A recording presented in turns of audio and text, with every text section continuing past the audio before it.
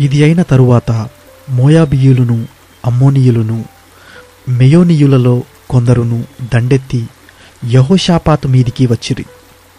అంతలో కొందరు వచ్చి, సముద్రము ఆవల నుండు సిరియనుల తట్టు నుండి గొప్ప సైన్యమొకటి నీ మీదికి వచ్చుచున్నది, చిత్తగించుము.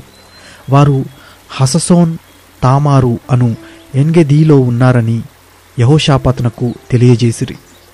అందుకు యెహోషాపాతు భయపడి యెహోవా యొద్ద విచారించుటకు మనస్సు నిలుపుకొని యూదాయందంతటా ఉపవాస దినము ఆచరింపవలెనని చాటింపగా, యూదావారు యెహోవా వలని సహాయమును వేడుకొనుటకై కూడుకొనిరి. యెహోవా యొద్ద విచారించుటకు యూదా పట్టణములన్నిటిలో నుండి జనులు వచ్చిరి.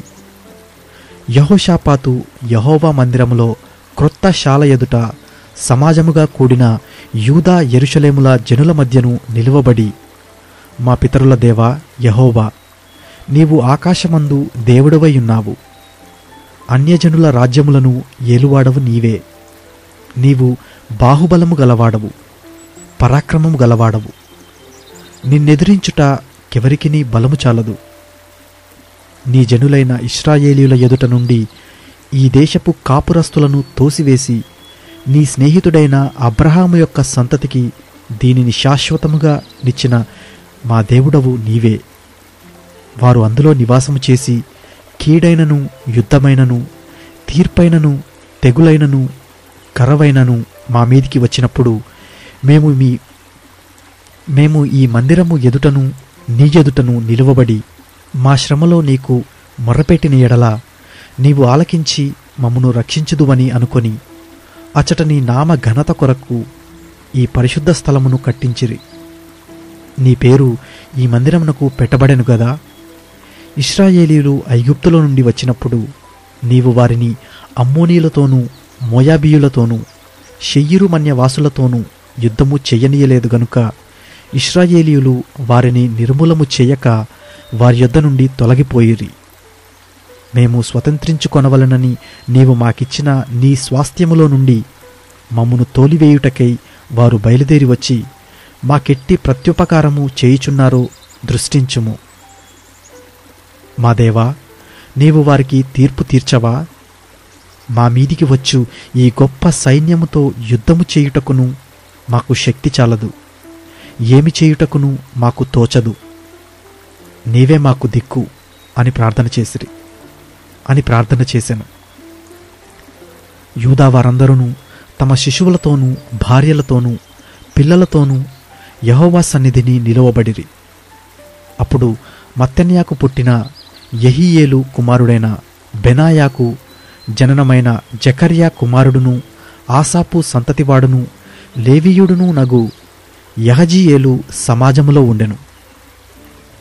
యెహోవా ఆత్మ అతని మీదికి రాగా అతడిలాగూ ప్రకటించెను, యూదావారలారా, యెరూషలేము కాపురస్తులారా, యెహోషాపాతు రాజా, మీరందరూ ఆలకించుడి. యెహోవా సెలవిచ్చునదేమనగా, ఈ గొప్ప సైన్యమునకు మీరు భయపడకుడి, జడియకుడి. ఈ యుద్ధము మీరు కాదు, దేవుడే జరిగించును. రేపు వారి మీదికి పోవుడి. వారు జీజు అను ఎక్కుడు మార్గమున వచ్చెదరు. మీరు యెరూవేలు అరణ్యము ముందరనున్న వాగు కొన దగ్గర వారిని కనుగొందురు. ఈ యుద్ధములో మీరు పోట్లాడవలసిన నిమిత్తము లేదు. యూదావారలారా, యెరూషలేము వారలారా, మీరు యుద్ధ పంక్తులు తీర్చి నిలువబడుడి. మీతో కూడానున్న యెహోవా దయచేయు రక్షణను మీరు చూచెదరు. భయపడకుడి, జడియకుడి. రేపు వారి మీదికి పోవుడి. యెహోవా మీతో కూడా ఉండును. అప్పుడు యెహోషాపాతు సాష్టాంగ నమస్కారము చేసెను. యూదావారును, యెరూషలేము కాపురస్తులను యెహోవా సన్నిధిని సాగిలపడి నమస్కరించిరి. కాహాతీయుల సంతతివారును, కోరహీయుల సంతతివారునగు లేవీయులు నిలువబడి గొప్ప శబ్దముతో ఇశ్రాయేలీయుల దేవుడైన యెహోవాను స్తుతించిరి. అంతట వారు ఉదయముననే లేచి తెకోవా అరణ్యమునకు పోయిరి. వారు పోవుచుండగా యెహోషాపాతు నిలువబడి, యూదావారలారా, యెరూషలేము కాపురస్తులారా, నా మాట వినుడి. మీ దేవుడైన యెహోవాను నమ్ముకొనుడి, అప్పుడు మీరు స్థిరపరచబడుదురు. ఆయన ప్రవక్తలను నమ్ముకొనుడి, అప్పుడు మీరు కృతార్థులగుదురని చెప్పెను. మరియు అతడు జనులను హెచ్చరిక చేసిన తరువాత యెహోవాను స్తుతించుటకును గాయకులను ఏర్పరిచి, వారు పరిశుద్ధాలంకారములు ధరించి సైన్యము ముందర నడుచుచు యెహోవా కృప నిరంతరముండును, ఆయనను స్తుతించుడి అని స్తోత్రము చేయుటకు వారిని నియమించెను. వారు పాడుటకును స్తుతించుటకును మొదలుపెట్టగా యెహోవా యూదా వారి మీదికి వచ్చిన అమ్మోనీయుల మీదను, మోయాబీయుల మీదను, షేయీరు మన్యవాసుల మీదను మాటుగాండ్రను పెట్టెను కనుక వారు హతులైరి. అమ్మోనీయులను, మోయాబీయులను, షేయీరు మన్య నివాసులను బొత్తిగా చంపి నిర్మూలము చేయవలనని పొంచియుండి వారి మీద పడిరి.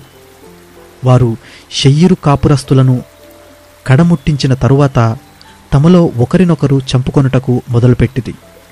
యూదావారు అరణ్యమందున్న కాపరుల దుర్గము దగ్గరకు వచ్చి సైన్యము తట్టు చూడగా వారు శవములై నేలపడియుండిరి. ఒకడును తప్పించుకొనలేదు. యెహోషాపాతు అతని జనులను వారి వస్తువులను దోచుకొనుటకు దగ్గరకు రాగా ఆ శవముల యొద్ద విస్తారమైన ధనమును, ప్రశస్తమైన నగలును కనబడెను. వారు తమకిష్టమైనంత మట్టుకు తీసుకొని తాము కొనిపోగలిగినంతకంటే ఎక్కువగా ఒలుచుకొనిరి. కొల్ల సొమ్ము అతి విస్తారమైనందున దానిని కూర్చుటకు 3 దినములు పట్టెను. 4వ దినమున వారు బెరాకా లోయలో కూడిరి. అక్కడ వారు యెహోవాకు కృతజ్ఞతాస్తుతులు చెల్లించినందున నేటి వరకును ఆ చోటికి బెరాకా లోయ అని పేరు. ఈలాగున యెహోవా వారి శత్రువుల మీద వారికి జయము అనుగ్రహించి వారిని సంతోషపరచెను. గనుక యెరూషలేమునకు ఉత్సవముతో మరలవలెనని యూదావారును యెరూషలేము వారును వారందరికీ ముందు యెహోషాపాతు సాగి వెళ్ళిరి.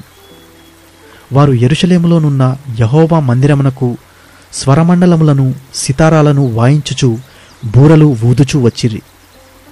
ఇశ్రాయేలీయుల శత్రువులతో యెహోవా యుద్ధము చేసినని దేశముల రాజ్యముల వాసులందరూ వినగా దేవుని భయము వారి మీదికి వచ్చెను. ఈ ప్రకారము అతని దేవుడు చుట్టూనున్న వారిని జయించి అతనికి నెమ్మదిననుగ్రహింపగా యెహోషాపాతు రాజ్యము నిమ్మళముగా నుండెను. యెహోషాపాతు యూదా రాజ్యమును ఏలెను.